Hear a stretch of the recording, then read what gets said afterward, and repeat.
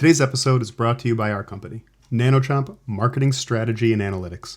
We help product and marketing teams solve problems and experience growth using data and approachable AI. Visit nanochomp.com to learn more. Hey everyone, on today's episode of Soundbites, we have CJ Casselli, the co-founder and CEO of Truss Vet, where he's reimagining the animal hospital experience and bridging the gap in care between general practice and emergency hospitals by pioneering a whole new category, veterinary urgent care. CJ has a history of entrepreneurship in the healthcare space and has an MBA from Duke right in our backyard. CJ, welcome to the pod. Thanks for having me. I'm excited to be here. We're excited to have you. So to kick things off, really how we like to start these is, you tell us where you got started on this path of veterinary urgent care, entrepreneurship, and all that good stuff. Yeah. So I grew up in Florida, and all of my different family members ran different companies, mostly small to medium sized businesses that they had started, accounting firms, advertising agency. My dad actually started a church. So just a mix of things that they had started, and I was always drawn to that idea. And originally worked in one of those businesses out in Arizona, and then went to business school, as you mentioned. Post business school, I didn't have a great idea. And so I uncovered this idea of looking for companies to acquire, basically from someone who might be retiring. And so I formed a group of CEOs and entrepreneurs. We went out looking for businesses to find so that I could basically take over from someone who was retiring. And COVID hit right after we launched that. So it was kind of a crazy time. We ended up shutting that down. But during that journey, I discovered this idea. And I actually met my now co-founder, Dr. Brad Waffa, who's a veterinarian. And we kind of coalesced around this idea of creating a totally innovative and new veterinary model, one that cared for clients and teams in different ways, but specifically offered urgent care, which was a new and emerging concept in vet care, which we can talk more about. But our concept is similar to human urgent care. There needs to be something between a primary care physician and a 24/7 ER. Most of us don't like rushing to the ER when we have a problem. And so a good first step is urgent care. And there wasn't that in the veterinary industry. And so we decided, hey, I think we could really build something here. I think that's an awesome foundation, and it's interesting you mentioned that search fund concept. We had someone on here who was forming a search fund called Osprey, who did something very similar, right? It's great. Cool. You look at people building all these businesses, and they're right about the place where they're either going to pass them on to family or just ready to pass on a really well built business, and it's perfect for entrepreneurs with a business MBA background to step in and take it to that next level. And it's interesting, you went down that path. And then along that, you kicked over some stones. And we're like, actually, this is an opportunity that really has a gap in the market, and you jumped on it. Yeah, one of my big takeaways from that, you meet with tons of businesses, you look at tons of industries, and one of my big takeaways was, you really want to be in a great industry. There's one of the things you can't change is kind of the water you're swimming in, the industry that you're playing in. And there were some really talented and smart people who were just in really tough industries, and so they had a really hard time building great businesses. And so the other piece is you want to be in an industry that you enjoy and like and enjoy the people, and you're passionate about the service. So if you happen to find a great industry that you're also passionate about, it's a great combo. And the veterinary industry is a great one. The pet industry is booming, as you all know. It's a big category that many people can relate to. It's fun to have a business that people can relate to. So it was interesting to take away all of those lessons and kind of observations. But being in a great industry is just a real benefit. Everyone wants the wind at their back in some way, and so if you're in a space that tends to be growing, it's quite helpful. I'm curious, I want to talk more about the industry, but something that you said interested me, that you come from a family of entrepreneurs. You've seen businesses be built from the ground up. So what did you learn from seeing that firsthand as a kid, good and bad, that you're taking with you now? Yeah, I think it was because it was fairly common among those in my family, so grandparents, uncles, obviously direct parent. Um, it was kind of all I knew, and so I didn't have a ton of comparison, and so it felt very comfortable to me, and I was attracted to the idea of being able to kind of chart your own course, to create something out of nothing, to kind of have more autonomy and direction over what you're doing. And I think that just always appealed to me, and I was wired that way. And watching them do it gave me the belief that I also could, or that it was possible, and you could kind of provide for yourself or your family in that way. And Also observing that over a long period of time. I think that's one of the challenges of entrepreneurship is it takes a much longer time. When you hear someone recap their story, they recap it in 5 minutes, but it was actually 10 or 15 years. That success story you hear in 10 or 15 years is a long time.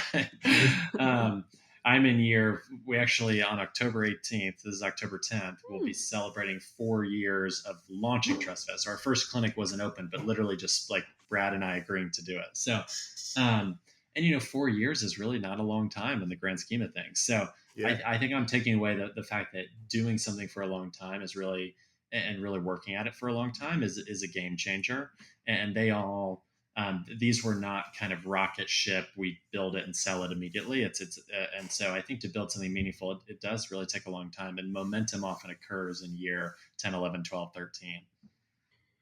It's interesting that you say that because we often only hear about see the highlight reels, these 5-minute recounts of, people's journey, but we don't hear about the multiple years of struggle, of challenges, of those, the lows of Yeah. entrepreneurship. And I feel like that's something that maybe people are starting to talk about more. But tell us about that. I know you're in year 4 right now. Or What are maybe some parts where you're just like, gosh, I wish someone told me about this, or not that you didn't grow up with it, but like I wish more people knew that X is a Yeah. challenge. Yeah. I mean, I think the irony of entrepreneurship is if you often hear folks, and this is true for me, if you knew how hard it was going to be, you may not have done it. And Mm, so there's something blissful and great about not knowing the struggle and the risk that you will end up taking, and rather just taking the leap. And so I kind of have a counterbalancing view on this. One is people can do this. They should be inspired by the idea, and if you work hard over a long period of time, you can create things out of nothing, and you can. And I think that's really amazing, and it's awesome to live in a country that enables that in many different ways. And so, um, yeah, I'm like a big believer in pushing folks to believe that they can do it, and truly anyone. I mean, it's really amazing to see companies that people have built from all variety of backgrounds. So yeah, on the one hand, there's that, and then on the other, I do think it takes a really long time. I just think you have to expect a lot of challenges and know Mhm. that that's kind of part of it. It's just mm, it's I guess you have this belief that it should be easier, and I don't know where that comes from, but it's almost like a limiting belief in a way, and that you yeah. think it should be easier, it should be happening faster. And I don't know if that's totally true, and I don't, maybe it's just me, but I think you have to remind yourself regularly that it did take a long time for many people to build great things, and that's okay. And you really are going to have these moments. The highs are really high, the lows are really low, and there's many things that feel like challenges that you have to just kind of bend or turn. When we were trying to get our first lease done at Truss Vet, no one wants to no one wants us to be their tenant when we have nothing but a piece of paper, and we're Mm, talking with Yeah. big landlords about leasing a building for 10 years. And we had to work really hard to get someone to take a chance on us. And there's many examples of that. You could say that with different employees who, we don't have a lot to show for ourselves. Why would they commit their life's work to us? There's countless examples in every company of that. So yeah, I do think that can get challenging over time. Yeah, I think that we always talk about Instagram versus reality aspect of entrepreneurship. People think it's like private jets and everything's good, and you start at day one, and then it's hustle and up and to the right always. And like Hmm. that's just not it. Like you get a couple new clients, and everything's great, and things are good, and then something happens, and then you have to adjust, and then you're like, how are we going to allocate capital? And we have this saying, it's like we have this whole game of entrepreneurship is taking very limited resources and applying them at unlimited opportunities and possibilities. But like, where do you Hmm. put that money? Where do you put that time? How do I spend these limited calories? And every decision you make is pretty instrumental, and not all of them will be right. Like you make mistakes along the way, and you have to, I think, identifying mistakes and not being married to this is the path I walked down, and I'm going to keep crushing it even though Hmm. all the data is saying something's going wrong. Like that self-awareness piece is hard too. I think it's really difficult. Yeah. Yeah. Yeah. I think you learn a lot about yourself. And yeah, during that journey, for sure. Let's talk about, you identified this market gap, which, as being pet owners, we both identified too. Lauren uses your services mhm. even. and we're thinking through, okay, you found this gap in the market, and then you said, all right, we're going to go after it. We're going to really tackle this. What were the next steps, and what were the unexpected challenges you hit early on, other than the Yeah. lease problem and the general Yep. startup stuff? Yeah. Yeah. So I think for my co-founder and I, we thought a lot about whether or not we wanted to team up together. I think many startups have died through failed partnerships, and so Mm. we spent a considerable amount of time really pressure testing our relationship, both down to values and tough ethical situations and goals in life, and just really making sure we had a lot of alignment, because we knew in order for this to be successful, we would have to be highly aligned. So I think partnership dynamics are really important, and we spent a lot of time on that.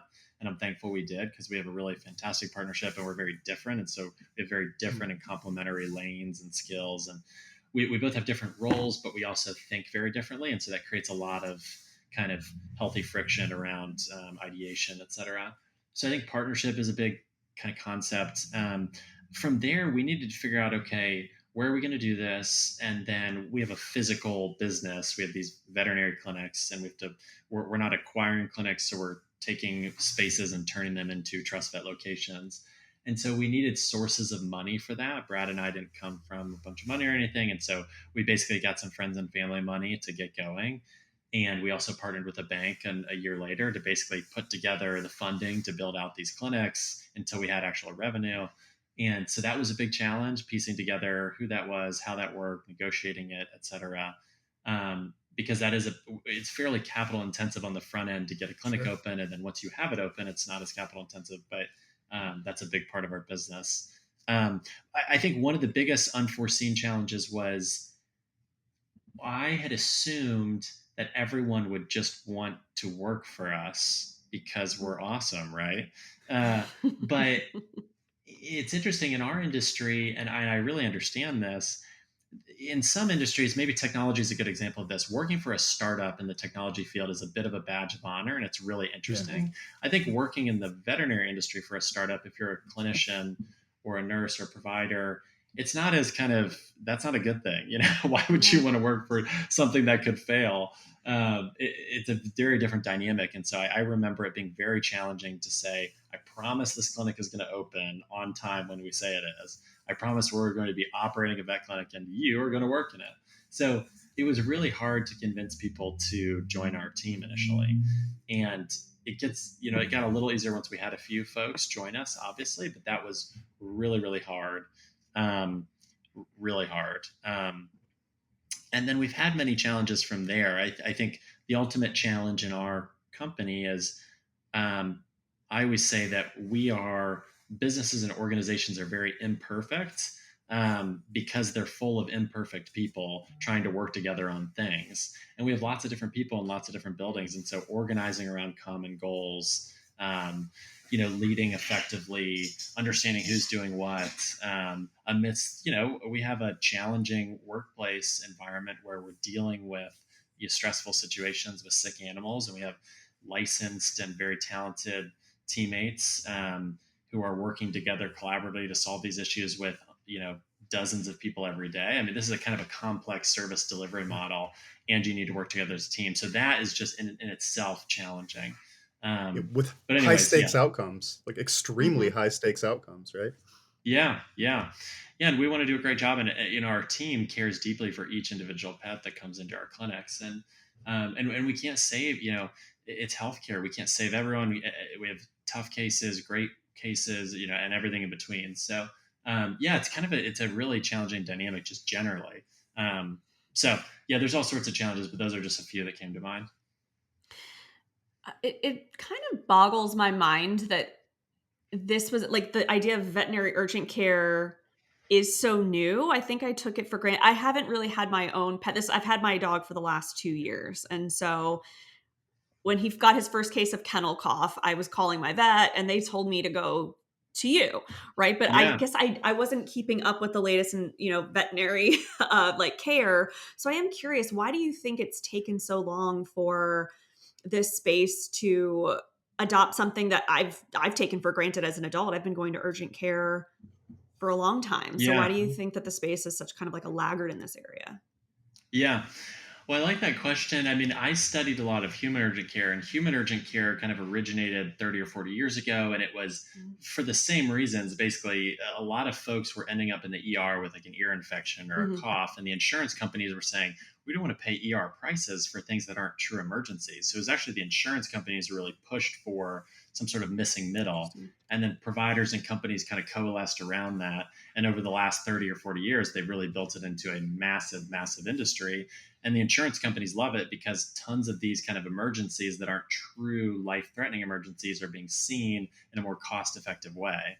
And veterinary care has followed a lot of human healthcare trends in a lot of different ways. It's becoming more specialized. It's becoming more, it's becoming more important to people. More dollars are being spent on it.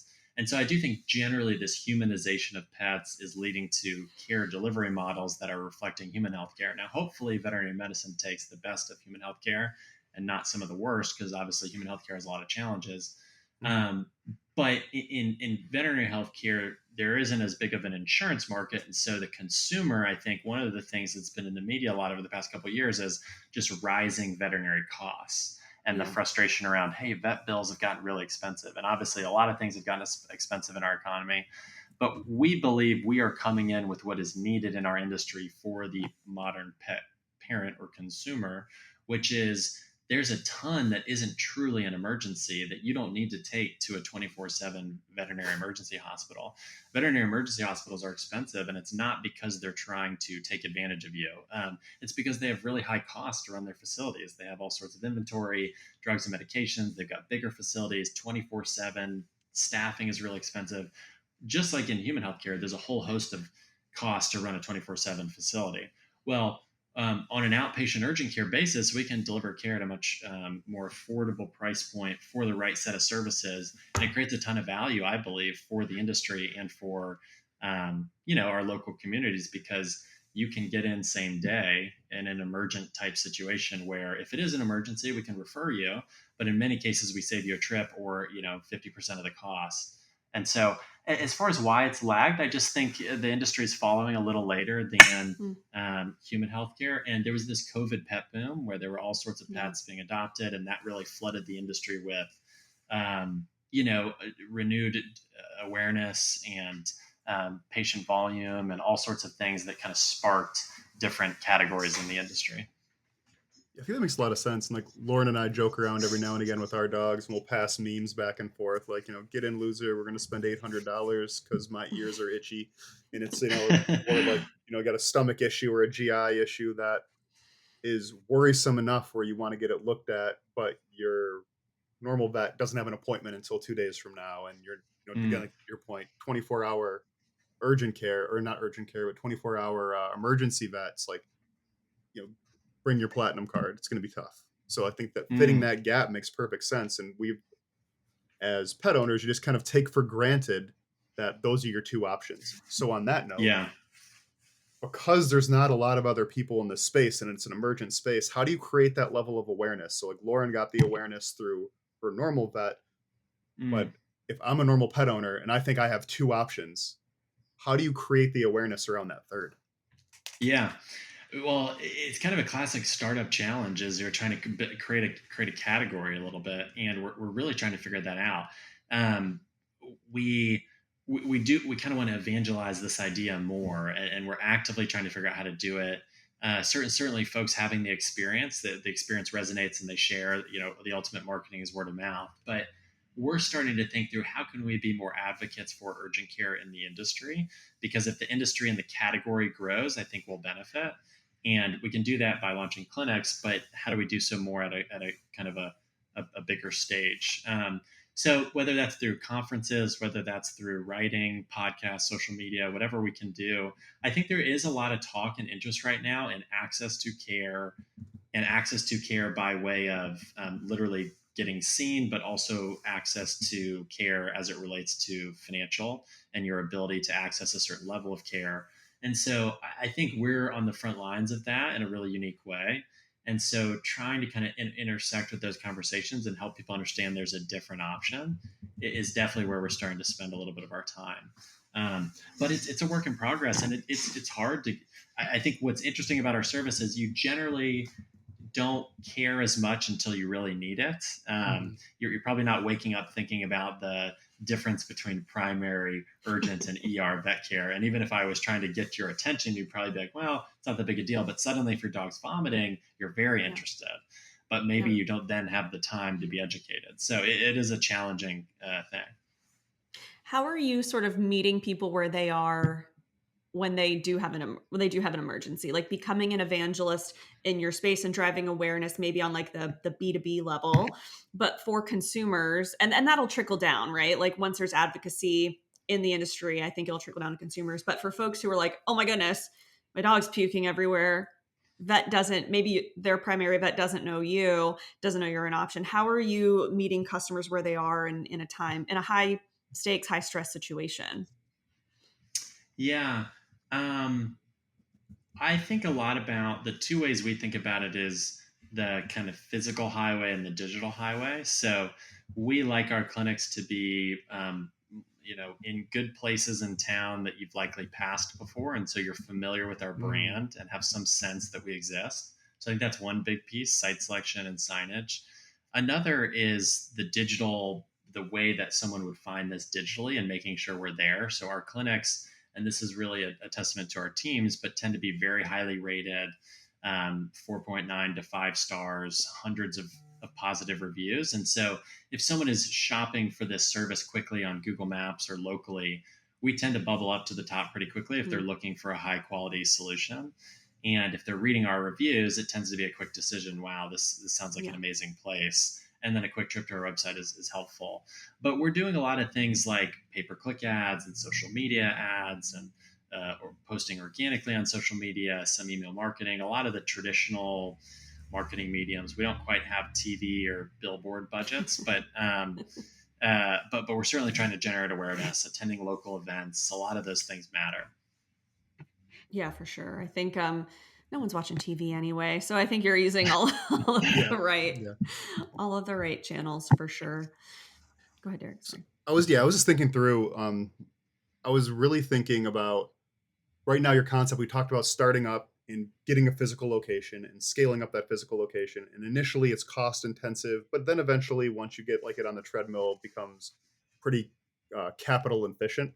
But what I was thinking is, if you already have all these mechanisms in place and you're trying to scale and we're trying to grow this concept, have you thought about taking all of your tech and all of everything you're building platform wise and creating that as an enablement tool to spread this other places without necessarily franchising it or having to expand yourself? Or is that not the lane you're focusing on right now? Yeah. So it's a really interesting idea. We are we like to remain very focused on a small set of things that we feel like we can do well, and and at the moment that's launching veterinary urgent care clinics. We think there's a big opportunity, and we want to stay very focused on that. So there's a lot of offshoots of things like you just mentioned that I think are compelling and interesting, and we try to just turn those down because there's so much work to be done on launching clinics. But as we grow, maybe we have the resources to start to tackle some of these ideas. But yeah, at the moment we're really excited about the opportunity in urgent care, and just staying focused on that. And as you continue to scale, how would you describe your company culture and how do you maintain that as you grow larger and larger and expand into new states? I see you're going to South Carolina as well soon. Yeah, I think when we had a couple of clinics, I think maintaining or being a part of company culture was a little easier in that we could be in those clinics more often. We could set the tone ourselves. And the obvious and ultimate challenge will be, how do we take good culture and have it in many locations, 10, 20, etc. I think that's a really tough challenge. And anyone who thinks there's like a playbook or that's easy, I would question that's possible. So that's a big, we're very focused on that currently. Um, the ways that we've thought about it so far, and we haven't solved this, it's a work in progress, but the ways we're currently thinking about it are, um, I think in order to have a good culture, you do need to have kind of a core purpose and values that you actually believe, that are authentic to you, that you're actually chasing. So we from day one we had kind of mission and values that we care about that are very true to us. Our values are dare to care, bowl half full, the details matter, and trust one another. So there's some fun elements there, but those values are what we use to kind of hire and think about how we manage people on our team. Those kind of guide a lot of our decision making. We have this big goal of serving 1 million pets, kind of strengthening the human animal Hmm. bond by supporting 1 million pets and their families. And so it's a goal that each of our clinics is working towards every day, and it's something that each person in our company can unite around and work on, which is pretty cool. Um, but we're focused very specifically on urgent care, and so some of these building blocks, I think, around what you care about, culture, et cetera, is really important. I think having a founding team that lives those values and cares about the team members and is in our clinics and reflects those is really important for culture. And then hiring people to help lead our clinics who are aligned with those things and are really bought into those things is, I think, the ultimate way that we can champion that forward. And then I do think there's a lot of operational things that we want to get right to make it easier for us to focus on teams and culture versus the busyness and craziness of the day to day. Like, ideally, we are resolving so many of our operational items over time. We're using technology and process to solve a lot of the operational complexities so that our teams can focus on two things: one, the clients and patients that we serve, and two, the teammates, the hiring of great people and each other. If we can spend all of our time focused on those things, we'll be really successful. And let's mitigate all the other stuff that kind of bogs you down. No, I think that makes a lot of sense and probably good advice for anyone, really. I think a lot of times people get very focused on some of the tactical items that should end up being low friction and transparent when you're executing effectively. And so while I'm thinking about that, you talked about recruiting the right people. And initially that was really hard, right? You mentioned that was hard. No one wants to be, jump on an airplane without wings on it and be like, they're going to be there. I promise it's going to happen. But now you've got a really good brand you're building, like visual identity is great, everything's moving up and to the right. So is that recruiting process easier, and what does that look like for you and your team as you're building it? Yeah. Um, I don't. So I think it has gotten easier in that we have more of a brand and reputation, as you mentioned. But my experience has been it's not hard to hire and recruit people. It's hard to hire and recruit great people who are kind of aligned with your culture. Um, that is hard to do regularly at scale. And I think that'll always be hard. I think statistically it's hard. If you study Mhm. most of the kind of hiring statistics, it's just fundamentally a hard thing to do. So we're definitely trying to think through the building blocks of being successful in our company. And step one for us of our kind of internal flywheel is build an amazingly talented team and take care of our people. And so the the the the kind of three components of that in my mind are: one, you want to be a place that people want to work. It's kind of like in I think about marketing and recruiting similarly a little bit. Like, you never want to spend all these dollars in marketing towards a product that's not good, because you're just kind of Mm, causing that product to fail faster. And yeah. recruiting tactics don't really work if it's a company that people don't want to work for. You can hire as many recruiters as you want and do as many LinkedIn ads as you want. But if people don't want to fundamentally work for the business, then it doesn't matter. So step one is like, okay, how do we create a company, a culture that people in the veterinary industry like and want to work for? And we have a lot of ideas around that, and it starts with caring for teammates. But so that's one piece. But then the two other pieces are, compensation, benefits, taking care of teammates. Like, how do we take care of people?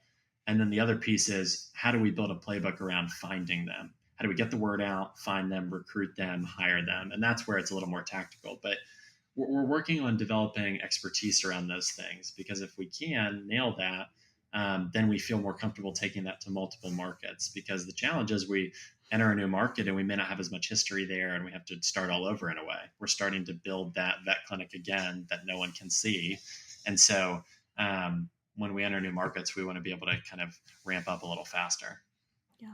And that's hard, right? Like when you think about it, the pipeline for recruiting and hiring for most businesses right now is you get 2 hours of FaceTime with somebody to determine if you're going to spend 10 years of your life with them, right? And then that's Yeah. just what we accept as the method and what you're working through. And as you guys are building your culture and as y'all trying to grow, that becomes even more important because, again, like we talked about, the outcomes of your product and service are extremely, extremely high, and there's not a lot of second swings at it if it gets wrong.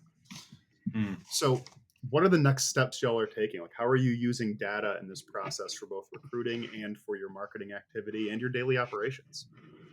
Yeah. So, big question. Um, we are, we certainly, like many companies now, want to be progressive with our use of data and analytics and technology. But I think it takes time to layer that in. And what we found is the technology we were maybe using for a few clinics may not work the same for 10. And so there's an element of switching or scaling that technology. Some is working, some isn't. And so I feel like we're definitely in the iteration phase around, okay, which tools are going to stick, which are going to scale with us, what does scale look like? I think that's important. And it's, it is hard to start with all of that day one. You can't always use an enterprise solution when you're smaller. And so you kind of have to grow into some of those things. So I think tool selection and building is really important. And it's just a challenge, I think, for fast growing startups. And especially when a lot of things changing with AI and kind of how this is changing our use of these tools. But we're getting to a point where our first clinic will have been open 3 years as of December, and so we're just now starting to get to the point where we have a little bit more of a track record or data that we can look at and say, okay, what is working?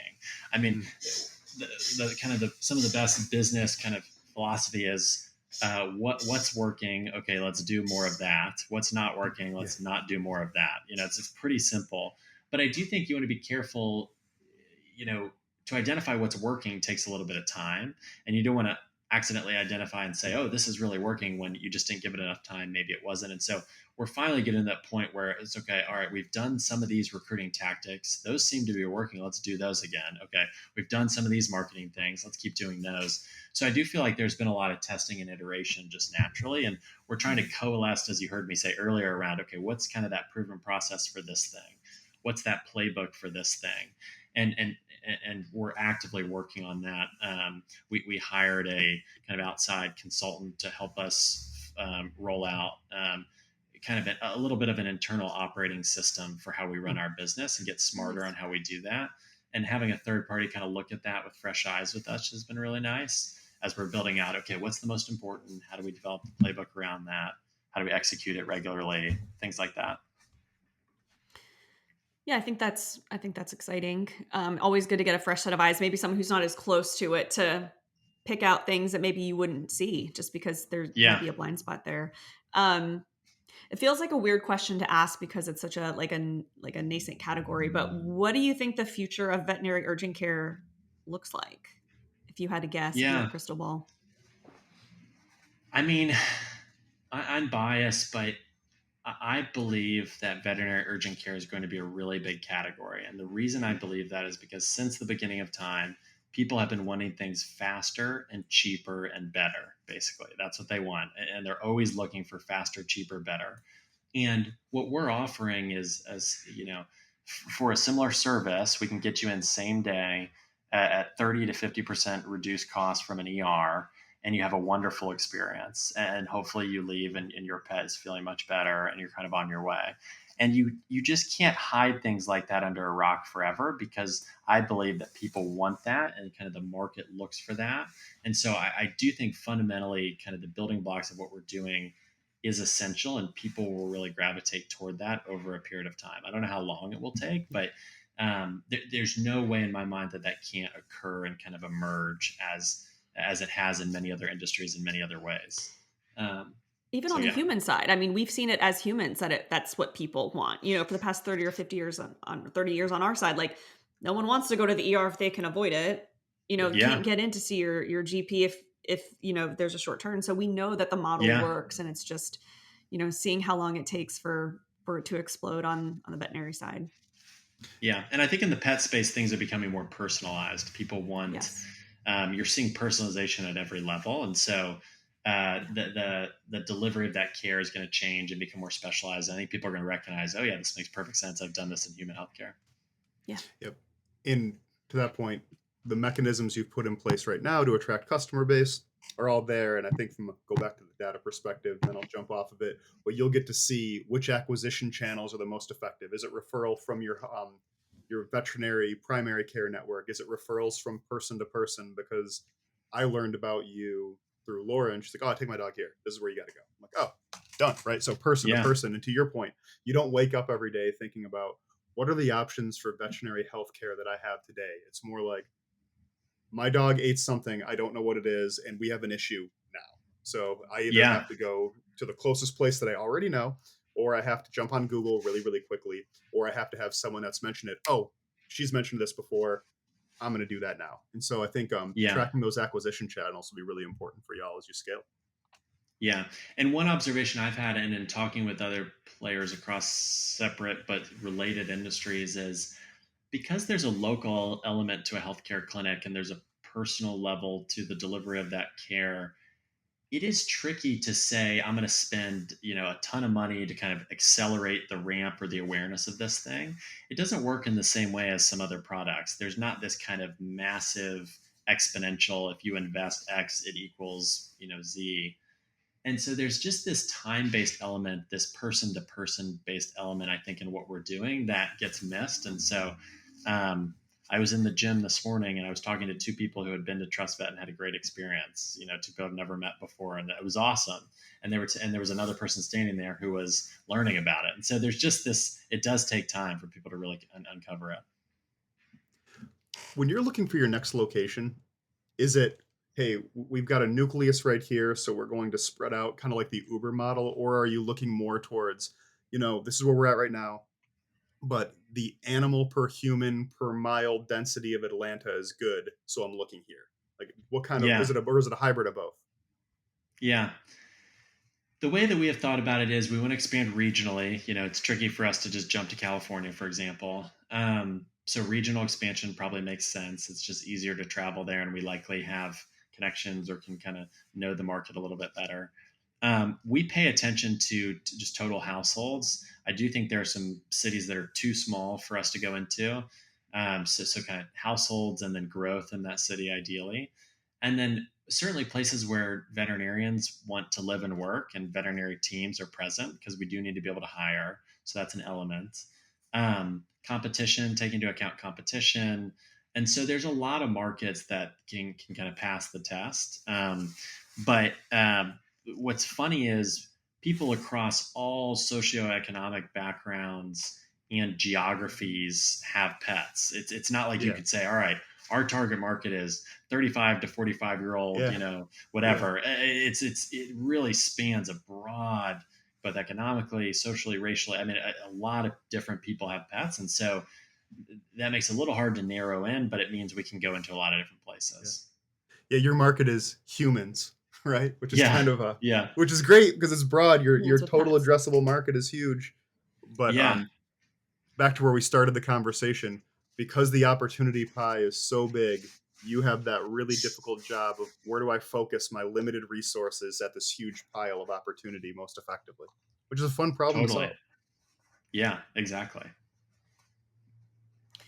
So we like to wrap these podcasts, and we did warn you, fair warning, with a question that we ask every guest, and it's if you could have dinner, drinks with either 18 or 25-year-old version of yourself, kind of knowing what you know now, what advice would you give them? What would you tell them? Yeah. So it would definitely be the 18-year-old version. The 18-year-old 25 version are very different. I don't know if that's a common answer, but um, in college, I was really busy and did a ton of things, but school was not really on that list. I got good grades, but it was more just it was not for lack of effort. And so um, I think I would have the career and school dynamic. I think I would encourage myself to um, explore that and explore it fully and talk to a lot of different people and a lot of different in the places I was interested in. I had some experiences where someone shared an experience about a job that they had and it was negative, and so I was like, well, maybe I don't want to do that job. Well, if I had just talked to a few other people, I would have uncovered, oh, well, maybe it was just that person. So Yeah. I think really kind of exploring different things, not necessarily just in the classroom, but by talking with people doing the things you might be interested in is just so valuable. I've always learned so much just talking to people. Mm. And so that would probably be the biggest advice is I love connecting with people and asking them about what they're doing or their industry or what they're up to. You learn so much. Which is a big reason we started this podcast, to be honest, because we know, to your point, when you're younger, it's so easy to take a data set of one and think it's a trend, right? Yeah. Yeah, exactly. And then I think the last question that we like to ask is just because we love to read and consume media. What podcasts are you listening to? What books, or hopefully not gathering dust, but what books are in your queue to read, or what's capturing your attention? Yeah. So I go through phases, probably like you all. I'm in a phase of not consuming a lot of books and media because I've been really heads down with work, but I love to read and I love podcasts. Um, the theme that I've been, I think, reading most about currently is the impact of kind of diet on health and like kind of functional health stuff. So whether that's through Andrew Huberman's podcast or Peter Attia's book or Mark Hyman and some of his work, some of these lab testing companies, it's a growing space. So there's a lot of different books or podcasts or so Huberman Lab has had some stuff I've listened to. Mark Hyman's podcast has had some stuff I've listened to. I think I read Good Energy, which was Casey Means' book around some of this. And so just kind of thinking and exploring the impact. This diet is something that I've always kind of neglected or just not paid much attention to. So it really does have it can have a big impact. And so that's been really interesting for me. And then taking a lot of that and chatting with ChatGPT about it, Sure. literally saying, okay, I noticed this, can you give me some more things to listen to here? So yeah, that's not a specific recommendation, but it's kind of what I'm most kind of in tune to right now. Let's do a follow-up on that. Usually we'd end it right here, but this has been top of mind, I think, for us as well for a lot of reasons. And you mentioned using ChatGPT as kind of, your mental sparring partner for this topic.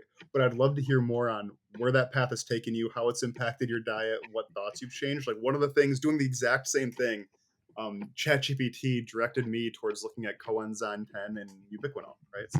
And as a supplement. And I'm like, huh, interesting. So like I went down Yeah. that path and talked with my doctor and it's like, oh yeah, you should absolutely go down this path considering your age and where you're at in life. And so it's funny that we're kind of all, I guess the elder millennials are converging on what does diet actually do versus just eating this. So where's that landed you? Where's that directed you? I mean, like as of today, so it's directed me to, I've become pretty interested in gut health, and I don't think I've had a ton of gut health over the past 5 years. I think it's mostly been a result of lack of sleep, stress, working all the time. I tend to work out pretty regularly, and I feel like I live a healthy lifestyle generally, but I think gut health has been poor, mainly related to some of those factors, plus just lack of awareness of diet. And so during October right now, I'm doing an elimination diet to try to figure out, let's kind of heal the gut and remove a bunch of things. And then let's start adding stuff back in and seeing, are there any triggers that I'm either allergic to or I'm really sensitive to that could be helpful. So right now it's no gluten, no dairy, no alcohol, no coffee, no beans. I cut out almonds. So it's intense. Now, I'm CJ, too early to eating? Share any results. I know. Chicken and water. Yeah, exactly. Steaks for dinner every night. Yeah. It is funny. It kind of forces you to explore different food, but it's too early to say the results. But I would say that is my level of commitment to this concept. I'm really interested in learning about. I do feel like there may be some things that I'm unaware of that are triggering, me. And if I can uncover that early, that's a big deal. So, and then kind of phase some of that back in. It's only for 30 days, so it's not for 6 months. You can do it. Yeah, you'll I can do it. It's you funny. You can do anything for 30 days. You're halfway. You're a third of the way through. Yeah, you're almost there. Exactly. Yeah. My sister had to do something similar for one of her classes, and turns out she has celiacs. She just thought it was normal to feel like trash all the time. She's like, "Oh, this is what humans feel like. This is a human experience. I'm fine." Oh man, nope, yeah. you're killing I know. yourself. Yeah. Yeah, That's it's funny. crazy. CJ, really awesome hearing about your story, hearing about where you came from, some of your background, how that drove you to go through the search fund, and how you found the this market that is completely untapped and has a good, huge potential to grow. And then hearing about how y'all are scaling that, how you're using resources, how you're recruiting people, like some of those challenges that people just do not think of. They think a lot of this is field of dreams. If you build it, they're going to come, and that's not true. Everything's high intent, and it sounds like you're doing an amazing job as users of your service. We're really happy and excited to see where it's growing. And thank you so much for joining us. We really appreciate the time. Yeah, thanks for having me. It's so awesome to hear that y'all have used the service and like it. I mean, that's kind of the ultimate compliment. It's so fun to see that and see y'all have been helped. So yeah, thanks for having me on. I really appreciate it.